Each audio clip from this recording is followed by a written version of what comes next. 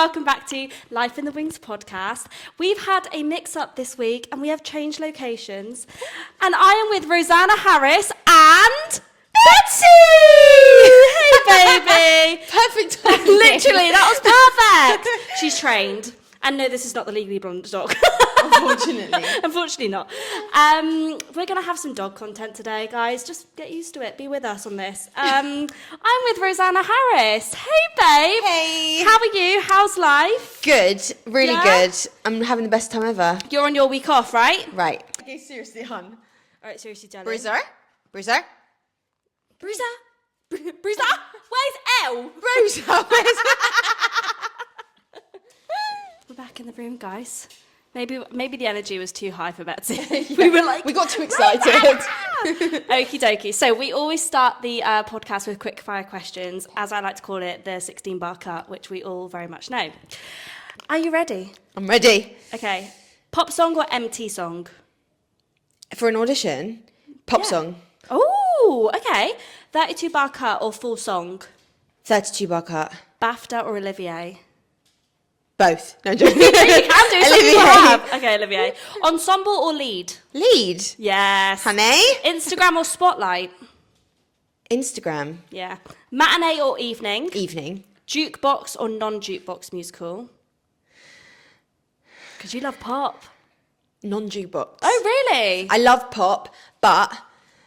You love a classic MT show. Yes. Fair enough. You're like this. Because I like both, but yes. Okay, Classic fine. MT. And then just for a fun one, comfies or dressing up? Dressing up. Yeah, I knew you were going to say that. I knew you were going to say And the that. weekends and the evenings, daytime, tracksuit, all the way. Babe, I literally live in my tracksuit. Yeah, so do I. I came in jeans today, and for me, that's dressing up. I'm dressed up. This is the first time I've worn jeans in about 4 months of tour because I just go in like leggings and stuff. leggings or trackies because it's warm up and then I'm in costume. Yeah, fair They enough. still fit though. Woo! Yeah, they do. So let's dive straight in. So you went to Mount View. Yes. Graduated in 2014. Yes. Yeah, I've got it right, guys. This is our second time saying this. Can't lie. I got it wrong. How was Mount View? It was good. I think the 3 years just went super quickly. Yeah. It feels like so long ago now. I graduated, 12 years ago? Is it 12? Yeah, I'm not far behind you. I'm 2017. Right. And sometimes I feel like a fresh graduate. And then sometimes I'm like, no, I've been in this industry 10 Yeah. years. Like, Exactly. it's crazy. And also because I was at Arts Ed Tring before that for 8-9 years, that feels like the biggest chunk of my training in comparison yes. to the 3 years after. Do you know what I So mean? you were a performer as a child, you knew from a really young age. Yeah. Oh my God, insane. So you graduated from Mount View.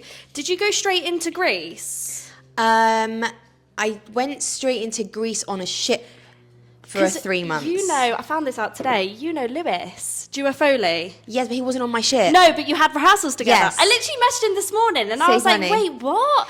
Was it on 2 different ships? So basically, we all rehearsed together and it was double cast. And then one cast went on one ship and one cast went on another ship. And we did this the whole time. Like you literally ships crossing in the night. Yeah. Literally. So just quickly, how did you find ship life? Just out of interest. It's not for me. No, it's a lot, isn't it? It's not a lot. for me. But I think it's entirely different to the kind of ships that you've done. Ours, we only went to 2 places. So it was basically you'd wake up and be in Stockholm in Sweden. You go to sleep and then you'd wake up in Helsinki in Finland. And you'd literally go back and you and just go back and forward. It's not the same. Oh, no, it was more of a ferry. Do you know what I mean? Oh, okay. So was it quite small, the ship then? Very small. And whilst I love doing the show, we did 14 shows a week, which is not normal. That sounds like hell. Right? Okay, fine. And whilst it was an amazing, I had Greece on my CV within 3 months of graduating, which is amazing. Insane. And I feel like it gave me a stepping stone to be seen for Greece straight after. So I'm very grateful for that opportunity because Yeah. I maybe wouldn't have even got through the door of Greece if I hadn't done ship Greece. So we've got Greece and Greece. So Do you know what I mean? that goes on to my next question. So then you did Greece. Greece. Was it UK and international tour? Yeah. Yeah. Is that right? Yeah. It was the UK #1 tour and we did a couple of international places. How was that? Best Because year ever. also that's a huge job. Yeah. In general, let alone just graduating. Yes, best year ever. And I'm still literally best friends with a lot of the cast. No way. And that was 8 years ago now. And that was your first experience of a tour? Yeah. Wow. And how did you find it, like, firsthand? Was you just, like, loved it. young and free and going out and just, That. like, living the dream? That. Oh. And loads of our cast had also, like, recently graduated. And we were all just absolutely so buzzing to be there in such God, a I love classic, like, such a loved musical. Yeah. And honestly, I made, like, the bestest friends. I love that. And had the best time ever. That was me on my first job on a ship. It wasn't a musical, but I think because I was so young, I didn't have any cares in the world, it felt. I just did it. And it was like a whirlwind, and I had the best time. I laughed so much. Right. And yeah, I just felt so grateful for the experience. And it's so funny as well, because my first job prior to that, Yeah. I was like, I don't know if this is for me, hun. Like, my first ever job, I was like, So what was your first ever job? the ship. Oh, the ship grease. That's what I'm saying. Yeah, okay. That was my first ever job. And because I didn't love the ship experience, You were like, wait, is this industry for me? I was like, I don't know about this. Oh, no. Ship is like another level of this industry. I feel like it's a Marmite. You either love it or you hate it. Right. There's people that just keep going back and back and Yeah. back. And there's people that just do like one and done. But then if I was going around the Caribbean, I may feel very differently. Do you know what I mean? This is true. But also, I feel like I need to do a whole podcast on just ships, because I honestly could talk about it for ages. Because what I'll say briefly is, like, obviously going around the Caribbean is amazing. But then going around the Caribbean for a year to the same port. yeah. Do you know what I mean? Anyway, that's for another episode, because I have so much to delve into that. So in between doing Grease and obviously Legally Blonde, which you're in now, you've done a couple pantos. Mm-hmm. How do you find that? You've done Kudos and I've done Evolution 3 times. Evolution. Yeah. Enjoy it? I love Panto. I think it's so fun. Didn't you just... Sorry, that was like so... You just sung Defying Gravity in one of your pantos. How was that, doing that as a 10 a.m. show? Do you know what? Living my best... Betsy, get down. Living my best life. Yeah? Ball. Go get your ball. Living my best life. And what other opportunity am I going to have to sing Defying Gravity 14 times a week for 6 weeks? Do you know what? That's so true. And I sang Golden as well. That was my next question. I was like, did you also sing Golden? Because that was like the song of the panto It was the season song of this the year. panto, but also... Is that a They were hard both song? my songs. Yeah. I actually found Golden harder than Defying Gravity. I mean, doesn't it just keep going up? Just keeps going up. We're going up. It's like Love on Top Beyonce, but musical my musical God. version, even though it's also a pop song. Did you have to sing that in the audition? In what? In your audition for panto, did they make you sing No, Golden? I didn't audition this year because I had worked for them twice. Okay, got you. Like previously. So they were just like, this girl can sing it. Right, I guess. Oh my God. But in one panto, Golden and Defying Gravity. Thank you so much, sir. That's insane. What does life look like? Bye, Betsy. Oh, stop it. You can stay if you sit nicely. What between like your pantos and Grease and now up to Legally Blonde, what does life look like for you? Lots of auditions, not many auditions? No, hardly any auditions. Really? Hardly any. Wow. But I've always said to my agent, like whatever agent I've had, obviously I've got a new one now, we'll come to that. But also, I know what you're going to say, and it's stuck with me, I think. You know what I'm going to say? Yeah. I said this to every 100 agents I've had. Every 45 agents I've had. No, all the agents that I have had since graduating, I have always said, I will never hound you for a million auditions because I would rather have one audition that is perfect for me than 20 auditions where I'm going, oh, for God's sake, I know this is not for me, but I'll just go anyway. Or like dreading audition because I know that it's just not my thing or I can't see myself in it or something. I would rather have one audition a year than 20 that you're not right that for. I'm not right for. So this goes on to, this links really nicely actually. So Rosanna and I met, we're both represented by Chloe Hart at Robertson Day, and we met Big up! Big up, Chloe! Who also, her wife is stage manager at ASM in the show. Insane. Yeah. Small world. But we met at the Agent Social. And I remember it so clearly because I've repeated it so much. You sat opposite me and you said that, and it changed my perspective because I feel as actors we're like always wanting the next audition. Like, how many have you got? 4 this week. Like, oh, my friend's got 10. Like, da-da-da-da-da. And comparing. Actually, yes, right? Comparing yourself, like, why has she got an audition and I haven't? Like, what am I doing wrong? Blah, blah, blah. But actually, there's so much truth in what you're saying that I would rather have one audition that I'm absolutely right for than 10 in a week that I'm not. And that the proof is in the pudding, right? Like, you went with Chloe, she got you Legally Blonde, she's booked and blessed. Like, but also, insane. like, we all have, like, lives outside auditioning. And sometimes I think, actually, the older I've got, I've realised as well, I don't want to waste my time.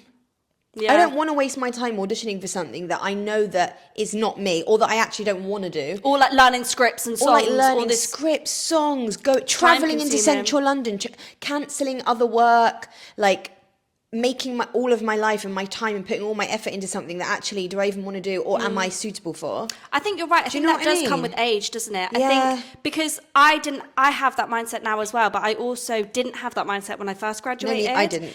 It's an age thing, and we're literally acting as if we're like 72 OAPs sitting here doing a podcast with our Zimmer frames. But it's true. I feel like age just gives you perspective on life, and I feel like you know who you are. We probably know what our casting bracket is now. Like we get it. So it's just, and they always say like comparison is the thief of joy. The minute you compare yourself to someone. Also, if you think about it, I'm ready for your quotes. If I have one audition and I get it, my success rate is so much higher than if I have 30 auditions and only vote. She's like, 1 no to my 1 yes. 100% success rate this year. But the rest of us is like, I've had 1,000 no's. But actually, do you know what? This is another misconception of the industry. I feel like there is this misconception of, I get 1,000 no's to my 1 yes. I wish I had 1,000 no's sometimes, because actually, we don't get in the room half the time. Right. We don't even get the no's to get the yeses. But also, if you just get one audition and you get the job, you've got 100% success rate. Quote that. Positivity. Positive. Keep it positive. So you also own a couple businesses. Yeah. Now, I have a question about this, because you are the director of, I've got it written down here, Showstoppers Camp. Yeah. But do you also have another business? Yes. Because I went on the website doing my research, and I didn't know if that was what it used to be called, or whether it was two separate businesses. 2 separate. Wow, talk to me about that. So Showstoppers Camp is just camps, performing arts camps, every school holiday. They do singing, dance, drama, cheerleading, everything performing arts. Unreal. And put on a show for the end of the week. Right. And then my other company, the Dance and Party People, look, I'm watching it. Yes, baby. The Dance and Party People is like kids' parties, entertainment, performing arts classes, performing arts clubs, more of like the day-to-day stuff. And camps are just in school holidays. And when did you start both these businesses?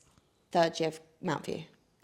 Oh my gosh. Quite a long time ago, right? But you were like 3rd year, I'm starting a business. Yeah. What made you start that? Was that for an outlet to have something? I was seeing all of the years above me leave Mount View and go straight into like waitressing and bar work, etc. Yeah. And for some people that suits them in the sense that they can just put all of their headspace and focus on auditioning and then just do some, a muggle job as we call it, to just pay the rent. Yeah. For me, as I need something that's going to like mentally stimulate me or like keep me like happy mentally. Like, yeah. I feel like this is why we get on. We're very like-minded. Absolutely. I need something that's going to keep me going and like keep my passion. We don't belong in a bar. No. We don't. No. We don't belong scraping people's plates. And I did for a while, not belong there, but I did do it for a while. Yeah. And when I first graduated, whilst I was building the business, I was doing it. And then a few months later, as soon as I was able to stop, I was like, okay, see you later then, bye. Because it's always, I feel, and I've said this on many podcasts, it's a lot to put all your happiness into musical theatre because it doesn't provide a lot back, because half the time we're auditioning and not actually performing. So it's really beneficial to have a life outside of it, whether it be a creative outlet like a podcast, or like opening a dance school or children's parties, like insane. But then as well, I feel like it meant that I could enjoy auditioning and the shows I was doing more because I wasn't in constant panic mode about like, Yeah. oh my God, I have to get a performing arts job. Otherwise, like I can't pay my rent. I can't pay my rent. I can't like live my life and go and Yeah. do fun things because everything is on that. It's not the way to live. And now I feel like when I get a performing job, obviously my main passion will always be performing. Yeah. But it can be something that I just focus on all of my happiness and passion on rather than something that I need, like I desperately need to be able to like survive. I saw Do you know what I mean? I saw a TikTok video once, and I don't think I've said this in a podcast yet, but it said, enjoy your life outside of this, because when you book your West End job and you have that West End debut, it's amazing for that evening, but you wake up the next day and you're still the same person, you still have the same life. Right. So, and it reminded me of, oh, you can't actually pin your happiness on, oh, when I get it, I will be happy. When I have, because it's like that isn't, it's not a destination, is it? Yeah. Happiness. It's like you have to create other things that bring you joy, that bring you fulfillment. Yeah. Outside of whether I'm going to book an audition. And then I think organically, subconsciously, you don't show that, I say it in quotation marks, that desperation when you go into auditions. You're like, if it happens, it happens. If it doesn't, it doesn't. If it doesn't, I've got this. Yeah. And I'm focusing on that. Or I can just, not fussy, but I can be more particular on the kind of shows and jobs I want to do. Yeah. Like when I spoke to Chloe, I was like, these are the things I want to do. These are things I see myself doing. And these are things I don't want to do. Yeah. Like because when I'm performing, it's because it's a show that I really want to do, that I really care about and see myself doing and know that I'll love, not just because I need it. And I think that opens up another conversation as well, because I think there's this fear in the industry that we have to take everything that comes our way. Yeah. But actually, we are in control of our own lives, and it doesn't make us look, or we shouldn't make it look a certain way that we don't want to do certain jobs, because if you don't want to do something because that's not where your passion lays, or you're like, oh, that doesn't sit with me morally or anything like that, why should we do it? Do you know what I mean? So I love that. It feels like you're very like, I know what I want. Yeah. I know how I'm going to get there. If it happens, it happens. If it doesn't, it doesn't. Yeah. And also, did your businesses like grow quite fast? Because you said you were in Waitressing only a couple of months. Yeah, I love actually. that. You must have found a niche, girl. I guess I did. Good. It's Wow. weird to think about that now because it was so long ago, 12 years ago. But yeah, I guess. But then I also booked the ship quite quickly. So it was kind of Yeah. alongside everything. But yeah. Let's talk about Legally Blonde. I literally, every time someone even says the word Legally Blonde, I still have, even 4 months after starting, I go, oh yeah, I'm in it. Like, I remember, oh my God, why do I remember like everything you do very vividly? I remember we were at the same spot where you said your famous quote, and I didn't know that you had Legally Blonde at that point, and Chloe was like, you know, I can't remember what she said, but she was like, you know, Rosanna's got like a really exciting job, and you were like, oh, you didn't know she was going to bring it up, and you were like, oh, can I say? And at this point in the industry, it was like Legally Blonde's come in, everyone's in auditions, like no one knew the cast, and you were like, I've got Legally Blonde. Babe, I teared. I didn't even know her at this point. Like, I just met, and I was like, girl, you deserve this so much. Like, but I remember you were like, I can't even say it without crying. Like, I literally couldn't. And every time I said it, I would just cry. Because sometimes I get it where it feels so surreal that when I say it, I feel like I'm lying. Do you get that? I'm lying. I feel Can like, you imagine her? I'll say, yeah, I'm not actually in it. no, she's not actually in it. She's just pretending. But sometimes I feel like something is so surreal that I'm like, no, this can't be real. I must be lying. But like, babe, you're in Legally Blonde. When Chloe told me on the phone, I went, no, you're lying. You promised. You're lying. Oh, no. I literally told her she was lying. Was it Chloe and Matthew on the phone? Was it one of those like FaceTime videos? And I was oh, like, my God. Oh my God. That's you the dream. Like, you know if they're... When you see a FaceTime from your agents in one go, you're like... Yeah, but can I quickly go off track? So obviously I'm going into We'll Rock You on Royal Caribbean. Woo! But I didn't get that phone call because Royal messaged me first in an email. Isn't that crazy? Wait, they emailed you to just be like, hey, you got their job? Like proposal. So then I called... How did they have your email? I don't, because Royal Caribbean asked for your email and your agent's email. No, I didn't. Chloe subbed me for it. I don't know. They just have it on record. Like, I don't know why. How funny. But I had this Did you have to tell your agent that you booked it? I had to tell Chloe that I booked the tell her? No, but oh god, it was so confusing. It was like, honestly, it was like a whirlwind. It was like 9:30 at night. Obviously, I know she's doing a show, but she managed to call. Like, I called her, she called me or whatever, and I was like, oh, well, I booked it, and I was in like this like panic state. She was like, well, firstly, congratulations. But it was honestly the first half an hour. That's so funny that you told your agent you booked a job. It was so weird because I was expected a phone call, and all of a sudden I just opened my emails and I was like, wait, what? Yeah. So yeah, and she was like, wait, did you get it? I was like, yeah, I got it. Anyway, that's just a funny story. So funny. we don't have to go step by step, but how was the audition process? Because I heard in another podcast, in Amber's podcast, that you weren't actually originally seen for it. No, and I wasn't with Chloe then. Oh. So I was in War of the Worlds before Legally Blonde. Yes. And the auditions were around that time that I was in it. Mm-hmm. So everyone else was auditioning then. And my previous agent submitted me for Legally Blonde, and I wasn't seen for it. Wow. So Legally Blonde's one of my absolute dream shows in the world, and I kind of was had it to go... like even before? Forever. Yeah. And I had to kind of go, okay, you know, when some pills are like more bitter to swallow, You're like, it's hard just to swallow, not happening. it's not going to happen.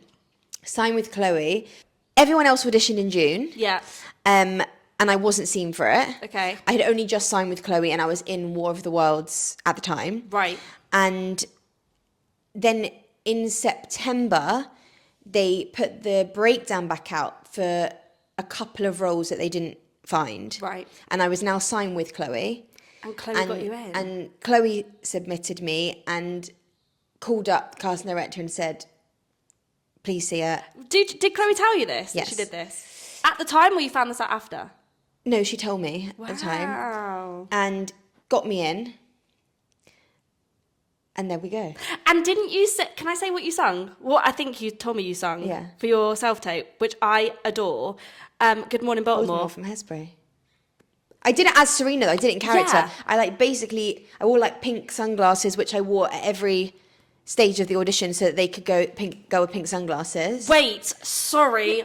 Hold the horses. You wore pink sunglasses. Pink hearts. Pink heart sunglasses to your Legally Blonde audition. Yes. Because you know, like Serena's always she's always got pink sunglasses, right? So you walked into the room in your singing auditions and script with pink sunglasses? With pink sunglasses and hearts on my eyes. Like on or on your head? I walked in on and then... I rehearsed it.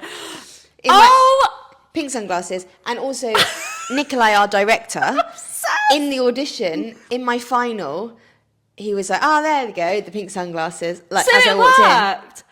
Oh my God, that is bold, Isn't that so funny? babe? So I sang Good Morning Baltimore for my self-tape, but then after that, everything was material, for the whole thing onwards. But I always kept my pink sunglasses on, just so they could see her. Do you know what I mean? That is insane. And I feel that I would never be brave enough, but I feel like you're inspiring me. I'm going to wear sunglasses to every audition. I'm joking. Not pink hearts, though, because that's my thing. No, That's joking. insane. Oh my God. So talk to me about the tour. Are you enjoying the tour, first of all? Going around the UK. Is it tiring? Is it the best time? Yes. Both. Both. Do you know what's mad? I actually find the travelling more tiring than the actual shows.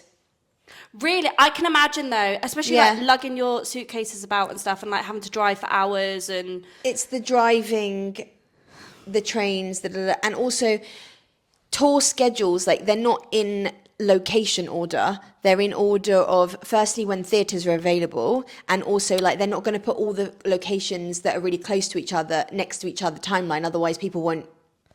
Oh, that's really interesting. I didn't even think of that. So we're doing like Scotland, then down south, Newcastle, then down south, Ireland, then down... yeah. So like, it's so back and forward. So like, for example, we're going to Truro next week, which is in Cornwall, and then after, which is so south. Babe, it's like, I'm south because I'm Plymouth, but it's southwest. Guess where's after that? Where? Newcastle. Can't get more north than that, can you? Wait, this is crazy because you're going to Truro next week. And you're then going back up to Newcastle, but then in June you're coming back down to Plymouth. Well, that's what I mean, because it has to be in timing with either theatre availability or like making sure that people like who want to come multiple times or whatever. Do you know what I mean? Yeah. So it keeps it going, but it's the travelling. Wow. 5 hours to Cornwall. Yeah, it's a lot. Cornwall's beautiful there. Have you been? Yeah. Yeah, it's amazing. Are you one of those people that travel back on after a Saturday show? Are you? Yeah. Oh, And you drive. Makes such a huge difference. Because then you get the whole day on Sunday Right. rather than travelling. I can't for like I can't for Truro because we're getting the train. Oh, Because okay. it's too far. I'm not driving 6 hours. Yeah, it's a lot. So I can't for some places, but what we've been doing is travelling Tuesday mornings and come back Saturday night, which means I'm only actually staying out 4 nights a week. So morning you go to the venue on Tuesday and come back late Saturday night. So you actually have like 3 nights in my own bed. Makes such a big difference. And then it's like that's like your weekend type thing. The Right. Sunday and the Monday's your weekend. It's like you work on Monday to Friday. Right. Wow. So it's made a huge difference because it feels like, yes, I'm touring, but 4 nights out and 3 nights in my own bed means I can like reset, refresh, have a few nights in my own comfy bed in my own space, see friends, see family, and then go to work. Because I guess that is super important. And this is, I don't know whether it's something that you feel as well, but I feel as I've got older, I do need my own space a lot more. Yeah. When I was younger, I used to love the social, love this, but now I feel like I do reset from having my own space. And I guess being on tour, you're around all the cast every single day, rehearsing, all that jazz. So just having that sacred 2 days. Yeah. And I saw on Amber's podcast that you people get close by who they travel with and stuff, don't they? Yeah. Which is nice. So I didn't know that. I didn't know that that's how. I thought everyone just travelled separately. I don't know why. Basically, a lot of people do travel separately. Oh, okay. But me and Amber only live 25 minutes from each other. So it's silly to just take 2 cars. Yeah. And because we're driving as well, like, because we're coming back late Saturday night, to do a 3-hour drive, for example, we did last week back from York, like, if we're doing it after the show at 10:30, it's good to, like, the time goes so much quicker when you're chatting to someone. Oh, absolutely. And, like, I wouldn't really want to drive, like, late at night in the middle of the night on my own as well. Especially some of the country roads you have to go through. Not nice. But yeah, you do get so close to people so quickly. Touring is different to any other job you can ever imagine because you don't go to work and just go home. Like, we're working together, we're living together. Yeah, I was going to say, sometimes you live together. We're socialising together and we're travelling together. It's a lot. Yeah. It's a lot. And if you think about it, so me and Amber are travelling to Cornwall together. That's a 5-hour train journey. Do you know how much you can find out about each other in 5 hours? We know about each other's families. Deepest, darkest secrets. Deepest, darkest. We know about each other's families, each other's childhood. Like, you get close. Everything. And we've only known each other like 4 months. But like, I feel like I've known her my whole life. Isn't because that crazy? We're just... Do you know what I mean? You can crack. It's a little similar to ship life, I guess. You're just in each other's pockets. Yeah. And you are also second cover L. What the helliano? What the hellionce? What the hellionce? I've never heard that. Helliano?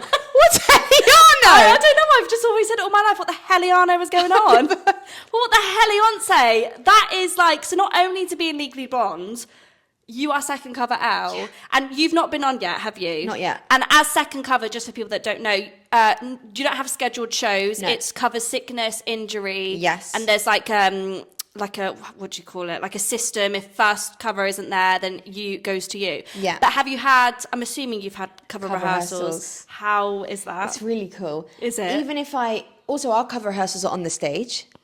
So. Oh. So even though I haven't done a show, like, it's really cool singing all the Elle material, doing all the scenes as Elle on a stage. Have you done it on mic? Not Mike yet. Oh my God, so... We are in 3 weeks' time. Oh, so you get... I'll have a full cover run. Oh my God, are you excited? I am. What would happen, just a little, just for me, if they were like, you need to go on tomorrow, do you reckon you could do it? Yeah. Because Girl. I finished like learning it all now, the blocking. You're ready to go. But honestly, I just love playing Serena so much that if it happens, it happens. If and if it doesn't happen, I've still played Serena and Legally Blonde. Do you know what I mean? Yeah, oh my God, So, babe. And like, you've still learned all the Elle material. You've had a chance to do it in front of like the creatives. Yeah. Like, it's on your CV. Like, do you know what I mean? I love playing Serena so much. Yeah, like, talk to me about Serena.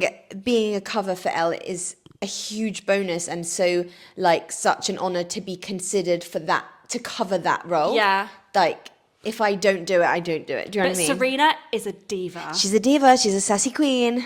Oh my God, how is I'm it playing obsessed Serena? with her. How did you build your character? Like, is it like a collaborative thing? Is it? I don't know. Like, I think it's a balance, like a mix between I've watched the show a million times and like combining what I took from the previous Serenas I've seen, Yeah. and also like just putting my own energy on twist on top. it. And also because all of the parts in Legally Blonde, there are so many and they're all so different. Oh my God, It's yeah. like finding like what's Serena in this mix. Yeah. And I feel like the three girls are all super different. Yes. That it's like you just find your own kind of energy of the character amongst the three. When you're on that stage and you're like, look at my Jessica. Oh my God. I was in the audience. I saw it in Southend. I was in the audience like, work it. Like, what a moment. Sometimes when I'm stood on that table and I sing that, I jump off the table, and when I come off stage, I'm like, as if I get to sing, look at my ass, look at my thighs. Like, I don't mean the In front of a words. live audience. And no, I don't mean those words, but I mean No, but just like that iconic moment that everyone knows. Yeah. Bend and Snap. Yeah. It's iconic, and I get to sing it. Like, that's mad. I love how present you are with the tour and with the show. Like, still 4 months in, it seems like you're still pinching yourself, and you're still like not taking it for granted, and just no way. Soaking it all up. Yeah. And it's going so quickly. Yeah. That's what's so crazy to me. Like, we started on the 4th of January, and it's May now. Yeah. It is May now. We're 5 months into the year and it still feels like January. And it is crazy to me that I'm just like, I don't want the year to go this fast. Yeah, because But you're going to blink and it'll be over. But just gotta soak it up. That's why you have to really be in the moment. So we're going to move into our next section, which is called Backstage Drama. And I basically just ask my guests if you have any like unhinged things that you've done. Backstage, I literally don't. There's always funny things that happen. Like what? I can't think of anything. There's always so many. Go on, tell me. I don't have any. No, it's in like, there's always funny moments and like laughter backstage and whatever. But have you done anything unhinged to get into like the room, or like to get an agent? Have you ever like lied about your height or your age? Literally no. No. Fair enough. No. Just lots of like on-stage mishaps and stuff. Have you had showstops at Legally Blonde? Yeah. Have they ever been like because of something like dramatic? I'm not talking like, anything like that, but just like... No, just like the sound desk going down or something, nothing wild. Oh my God, yeah. Why does that happen? I saw that just happened. sometimes like... Is it like a switch? No. Yeah, oh no, like sometimes like you can be on your computer and your computer just freezes or something. It's just technical error, Legally isn't Blonde it? froze. Legally Blonde froze. Caption that. Fair enough. We'll No, have that as our... There's nothing really unhinged. Like, I have turned up to audition for shows that I haven't had an audition for, though. Are you... Is that unhinged? That is so unhinged. What? It did not go in my favour. I do not recommend. Reverse. That is unhinged. So you've turned up to auditions, or an audition that you weren't invited to go to. Yeah. Sorry, when I say it like that sounds horrible. I didn't mean think like I blacklisted myself. But don't recommend. Was that just you knew it was happening on that day and you were like, I want to be seen for it, and you were Yes. just like, can I be seen? I just turned up and said, "Can you see me?" Did they? They did, Wow. but Were they not? they happy? were not happy, Oh. and they sat there with their arms folded, looking like I just killed their cat. Oh, that's annoying. They might as well have not seen you if they're gonna. Do you know what? It could have gone either way though, because in my head I thought, what's the worst that can happen? They're either going to be like, oh God, she's ballsy, she's gutsy, I like this girl, like let's give her a chance. She's, which is what I would think. She's used her initiative and turned up. Da, da, da, da. She wants this. That's not what happened. They thought, who is this girl that thinks she knows better than the casting team, and thinks she like there's a reason we call in who we want because we know what we're casting, and she's wasting our time type thing. Oh, okay. That is not even where my brain would go. Right? Because also, So, no, I feel not do like that again. I feel like, but I feel like, sorry, not me. I feel like sometimes people get overlooked because there's so many people to look at. Right. And it was like 6 years ago, and in hindsight, I think You wouldn't encourage it. I wouldn't encourage it. But in my head, I was like, this is showing initiative. This is showing that I've got fight and drive, and that I'm not willing to just sit back and Yeah. They didn't see it like that, was actually. miscommunicated, actually. And actually, I do think I'm quite right for that show, so. Ooh, I love that. And I also love that you said that you didn't have anything unhinged. That's And you're quite like, unhinged. That's just like normal. That's my day to day. Nothing unhinged apart from turning up for an audition that I didn't have. I love that. So here on this podcast, I really like to talk like the real talk of the industry, and I know we've touched upon it in, you know, what we do outside of it, but what has been the toughest part of this industry so far for you? I think the toughest part is like the ups and downs. Yeah. Like you can go from living your absolute best life in your dream role to then just nothing. So true. Oh my God, I actually saw a video on that today. Someone made like a TikTok cut thing of them being in Moulin Rouge and then snapped to like her crying at the windowsill because obviously she's waiting for the next job, and it's actually so true. Yeah. You go from like the highs of highs to then like the next day being like, now what? And also I think like when you want a show, like a job so badly that you believe that you... Dog's barking, don't worry about it. When you want a job, when you, like in an audition process for a show that you really want, you kind of like, what I do anyway, I start like planning my life and picturing what my life would be like when I get said job. And you kind of let the excitement and the idea of the job like take over your life. Yeah. Be like, oh, if I got this, I could do that and this. Or when I get this job, I'm going to go here, then. Yeah. Blah, blah, blah. And you kind of like start planning your life around getting that job. Before you've even stepped in for Before your you've first even round. had an audition, right? And then I've got my Instagram post ready set up. that. Yeah. And it like consumes your whole life, your whole world, and it's all you can think about. Yeah. And then getting that no just hits a little bit harder. Yeah, totally I agree. think that the rejection feeling when it's a job you really want like doesn't change from when you're a new graduate to for me 12 years later when it's something you really want, and if you don't get it, it still hits the same. That's so interesting, what I because I mean? think people maybe have the conception of like, obviously like our skin does get tougher, but it still hurts. Yeah. We know it's the industry, but it doesn't take away. No. We're like, oh, I'm gutted. Yeah. I've got used to forgetting about auditions once I've done them. Oh, like in that's the good. terms of I'll send a self-tape off and then I'll go, okay, cool, I need to forget about that now. And if like something comes from it, great. And if it doesn't, I'm going to push that aside. But it's still equally as difficult when you've been through a process of something you really want to then get the no. Oh my God.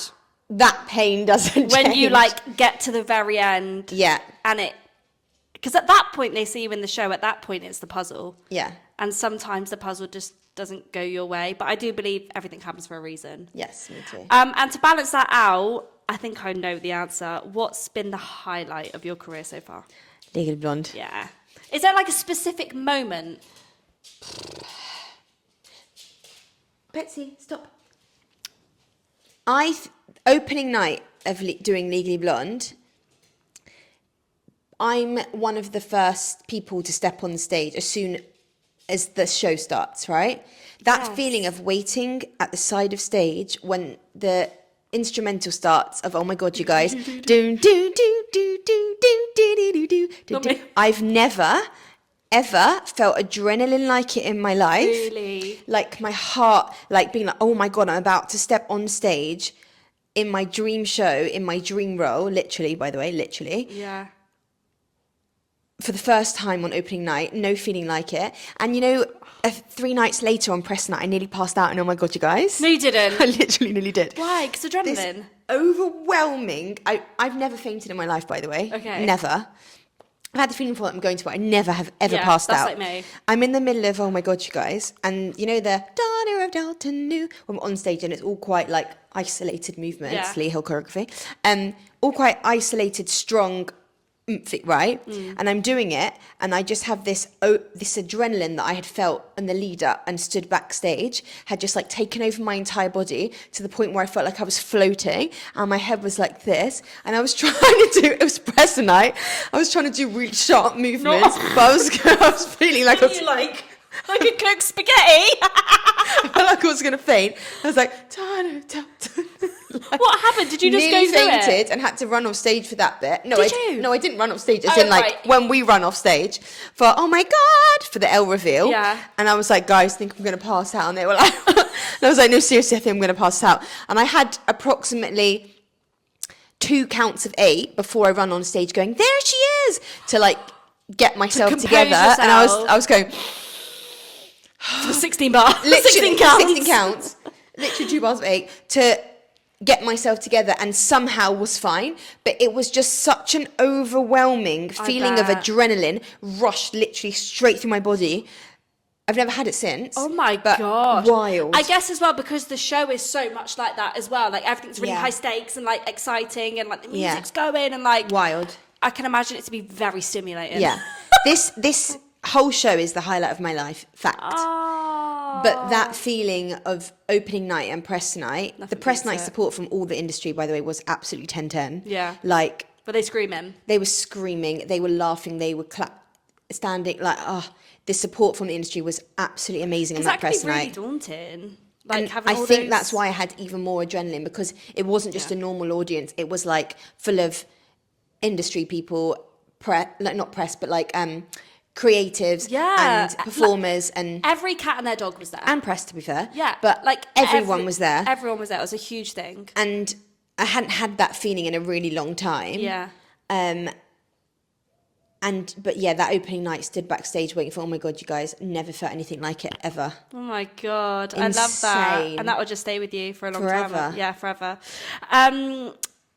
I love that you just said that you were living your dream, like it was your dream role. Here in this podcast, I always ask people's dreams. And no, it doesn't necessarily have to be dream roles. You can tell me your dream roles. But I always ask guests, what do you want to achieve? What are your dreams? What do you aspire to be? Do you have anyone that you want to work with? Just anything, Yeah. really. Just open the space up for that. I think I just always want to have something exciting to look forward to. Whether that is a month passion project, a year contract, a small concert, just I need something exciting to look forward to always. Do you know what I mean? Babe, I have I really never need that. resonated with a comment so much No. in my life. I've had it only once or twice in my life, actually, very lucky, where I've not had anything going on. No, and it's such an empty feeling because you go, and then you all of a sudden you feel like you're just living day to day and just like, Bit lost. yeah, or like obviously you know I've got other work going on, but it becomes just very mundane and just like day to day work. But when I have something exciting that I'm either looking forward to or that I know is coming up or that I'm in or doing, my whole life and my whole world feels like completely different. And that can cross over even to like non-industry. Whether it's like, 100%. oh my God, I've got a birthday meal next week Just that I'm looking forward to. Yeah. I'm someone that needs something that I'm excited about. Yeah. Don't know, like, it doesn't matter I'm what the it is. exact same. God, we're so similar. It's funny, isn't I'm it? genuinely the exact I need same. that. Obviously, I've got loads of dream roles. Yeah, of course. But it's crazy because Legally Blonde is such a dream for me. I'm not even thinking about that right now. I'm Yeah, of really course. trying to stay present because I think all of us in this industry are guilty of, and I know I am, of like, okay, cool, I'm nearly halfway through this tour. Now what? What's I need next? to be thinking of this. I need to be thinking. And actually, Yeah. this is a year contract. I've only done 4 months. You've still got 6 months to go. Yeah? No? 8. Ooh, the math ain't mathin'. 8 months to go, and I really want to just like embrace every minute of this to be like, why are you thinking about the next job?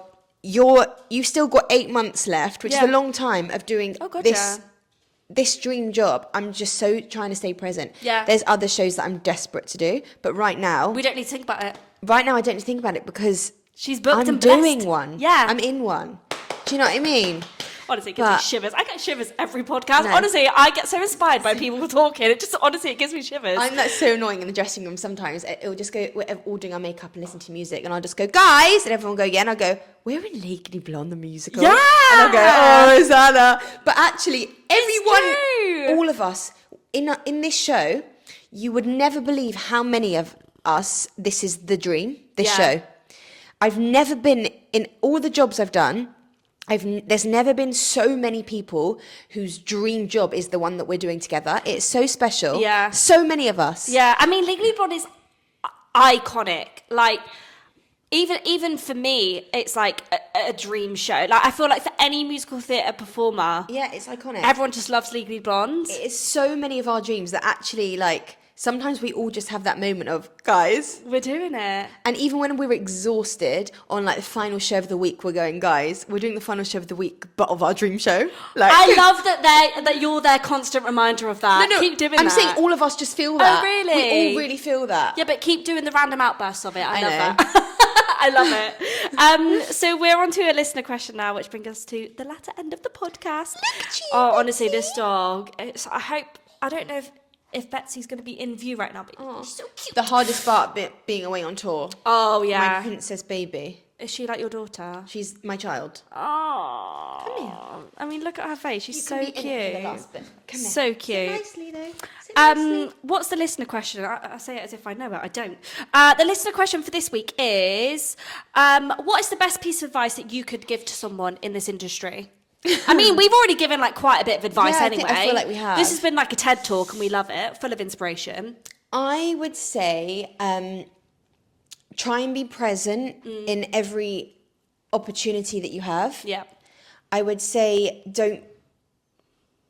don't lay all of your happiness on one thing. Try and find something else that you're passionate about or that you can find happiness in alongside it so that you're not putting your entire happiness based on your auditions. Yeah, love that. And I would also say that don't be shy to try and create your own opportunities. Love. Do you know what I mean? Yes. Like, if you're missing singing, find a concert to sing at. If you're... I did it. I went to a That's what I choir, mean. joined a choir. That. And it was the best. Yeah. Literally. Yeah. If you're, go to workshops, meet people, meet casting directors, try and put yourself out there as much as possible. Yeah.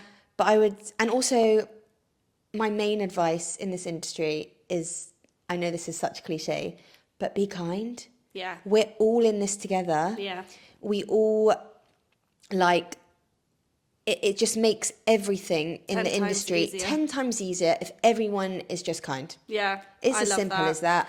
What a gorgeous way. Backstage, on stage, out of stage, In life. in life, In general. in general. That's the perfect way to end the podcast, I think. Just be kind. Thank you so much. This has honestly been unreal. Like, I've thoroughly enjoyed it. Betsy, give it a woof. Thank you for having me on. No, honestly, it's been Nice to a pleasure. chat. I've thoroughly enjoyed this conversation. And thank you guys for watching. Please like, subscribe, comment, all that jazz. And I will see you next week. Bye.